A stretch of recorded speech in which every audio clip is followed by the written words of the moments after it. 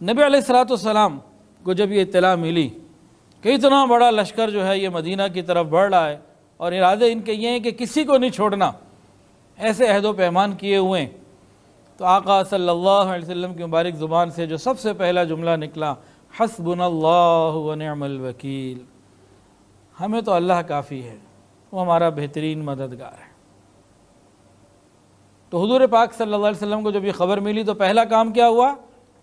توکل علی اللہ، اللہ پہ توکل۔ دوسرا کام کیا ہوا؟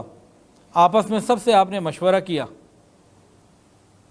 اور تیسرا کام، جتنے مادی وسائل اور تدبیریں اختیار کی جا سکتی تھی وہ ساری کی ساری آپ نے کی۔ یہ تین کام کیے۔ سب سے پہلا کام اللہ تعالیٰ کے اوپر توکل۔ ہمیں بھی کوئی پریشانی آ سکتی ہے، حالات خراب ہو سکتے ہیں، تو سب سے پہلے تو کیا کہنا ہے؟ حسبنا اللہ ونعم الوکیل، اللہ پہ پورا بھروسہ رکھنا ہے۔ پھر مشورہ کرنا ہے۔ مشورہ ہم شیخ سے بھی کر سکتے ہیں، دیندار لوگوں سے، شریف لوگوں سے مشورہ کرنا۔ پھر جو کچھ ہمارے پاس بن پڑتا ہے اسباب میں، ان سب کو جمع کرنا اور اختیار کرنا، پھر بات پوری ہوتی ہے۔ اچھا، نبی علیہ الصلوۃ والسلام کو مشورے کی تو ضرورت ہی نہیں تھی، آپ تو نبی ہیں، وحی الہی کی روشنی میں آپ جو فیصلہ کریں وہ حق ہے۔ تو آپ نے مشورہ کیوں کیا؟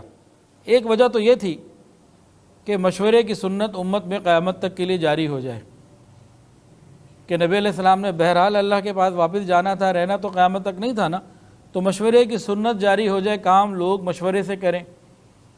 دوسری بات، مشورے سے کیا ہوتا ہے؟ دلوں میں جوڑ اور محبتیں پیدا ہوتی ہیں، آپس کے رابطے میں کمیونیکیشن گیپ ختم ہوتے ہیں، ایک دوسرے پہ اعتماد ہوتا ہے، اور ایک دوسرے کے مختلف ذہنوں سے انسان فائدہ اٹھا کے آگے بڑھتا ہے۔ کئی مرتبہ ایک ہی چیز کے دو حل ہوتے ہیں، اور کئی مرتبہ ایک چیز ایک آدمی کو 6 نظر آ رہی ہوتی ہے، سامنے والے کو 9 نظر آ رہا ہوتا ہے۔ تو بہت سارے مشورے آپس میں بیٹھنے سے کرنے سے فائدے ہو جاتے ہیں۔ تاہم مشورے کے اپنے آداب ہیں، تو یہ نبی علیہ الصلوۃ والسلام نے مشورہ کیا۔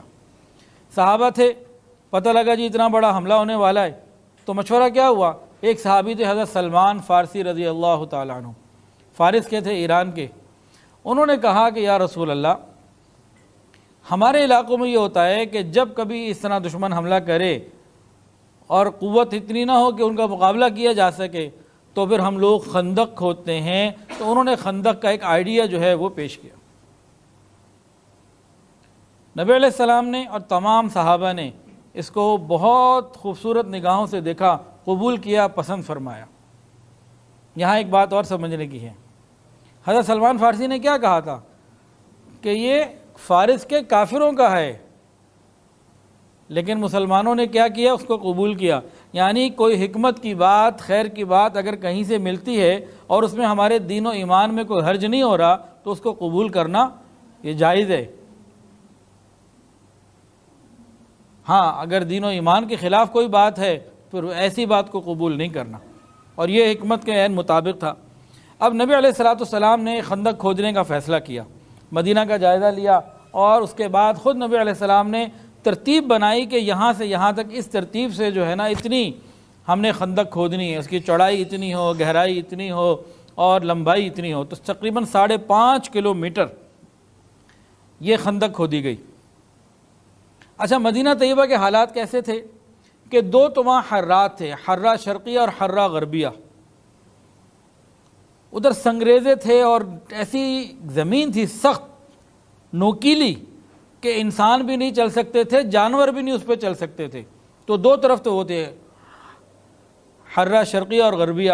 تو یہ 2 سائیڈیں قدرتاً محفوظ تھیں۔ تیسری سائیڈ میں گھنے باغات تھے، کھیت تھے، اور یہ کھجوروں کے پھلوں کے باغات تھے۔ وہ اتنی گھنی اور گنجان جگہ تھی کہ وہاں سے ہزاروں آدمیوں کا نکل کے آنا ممکن ہی نہیں۔ 2 4 10 20 تو چلو نکل سکتے ہیں، اتنا بڑا لشکر ہمت کر کے حملہ نہیں کر سکتا۔ وہاں سے 2 2 4 4 نکلے، ادھر سے تیر انداز کھڑے ہو جائیں، وہ تو پورا ہوئی نا، وہ تو وہیں ختم ہو جائے۔ تو وہ جگہ بھی گویا محفوظ تھی۔ ایک تیسری جگہ تھی، وہ جگہ خالی تھی۔ تو نبی علیہ السلام وہاں گئے، پورے محل وقوع کا جائزہ لیا، اور پوری آپ نے حد بندی کے اس ترتیب سے پورا آپ نے نبی علیہ السلام نے بنفس نفیس اس خندق کی مکمل جو اس کا نا نقشہ بنایا، جس کو کہتے ہیں نا کیا اس کو جس طرح آرکیٹیکٹ ہوتے ہیں، نقشے بناتے ہیں، نشان لگاتے ہیں، وہ آپ نے ڈرائنگ، اس کی مکمل ڈرائنگ آپ نے کی کہ بھئی ایسے کرنے، اور صحابہ کو اس کی پوری بات سمجھا دی، تو اس کا طول کتنا ہو، عرض کتنا ہو، چڑھائی وغیرہ ہر چیز آپ نے بتائی. اور اس کے بعد تقریباً 5.5 کلومیٹر تک یہ سلسلہ چلتا رہا، اور چوڑائی اتنی تھی کہ انسان خود بھی چھلانگ نہیں لگا سکتا تھا، گھوڑے پہ کھڑے ہو کے چھلانگ لگانا بھی ایک مشکل کام تھا. گھوڑے کو دوڑاتا ہوا آئے اور کراس کر جائے، یہ بھی اس کا مشکل. اور گہرائی کتنی کہ پانی نکل آیا. اور مسلمانوں کی تعداد تھی 3000 اور گھوڑے تھے 36 گھوڑے تھے. اب غور کیجئے کہ کتنا بڑا یہ معاملہ تھا، اور صرف 6 دن میں یہ 5.5 کلومیٹر لمبی، اچھی خاصی چوڑی اور خاصی گہری خندق یہ مسلمانوں نے کھود دی. یہ کیا تھا؟ یہ صحابہ کا، نبی علیہ الصلوۃ والسلام کا ایک ٹیم ورک تھا. اللہ تعالیٰ کے لیے ایک کام تھا، جو کام میں اکیلے نہیں کر سکتا وہ مل کے کر سکتا ہوں، وہ ہم مل کے کر سکتے ہیں. یہ ایک ٹیم ورک تھا.